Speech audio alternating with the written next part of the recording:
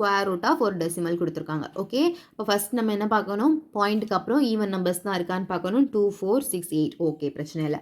இப்போ இதை வந்து ஃப்ராக்ஷனில் எழுதிடலாம். ஃப்ராக்ஷனில் எழுதுகிறப்போ என்ன வரும், 4 7 6 1 டிவைடட் பை 1 2 3 4 5 6 7 8 இருக்குது. அப்போ 10 to the power 8 ஆகிடுது.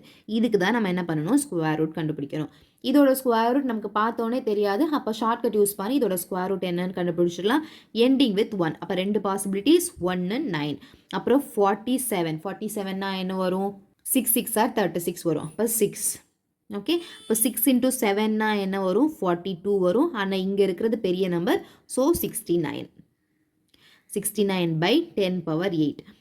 10 power 8க்கு நம்ம இன்னும் ஸ்கொயர் ரூட் எடுத்துட்டோம்னா 10 power 4 ஆகிடும். 10 power 4னா என்ன அர்த்தம், 4 ஜீரோஸ் வரும். இங்கே 2 நம்பர் இருக்குது. அப்போ கூட நம்ம 2 ஜீரோஸ் போட்டுக்கணும். தெரியும்ல, பாயிண்ட் இங்கே இருக்குது, 4 வாட்டி பேக் சைட் ஷிஃப்ட் ஆகும். ஓகே, அப்போ வந்து 0.069. அவ்வளோதான்.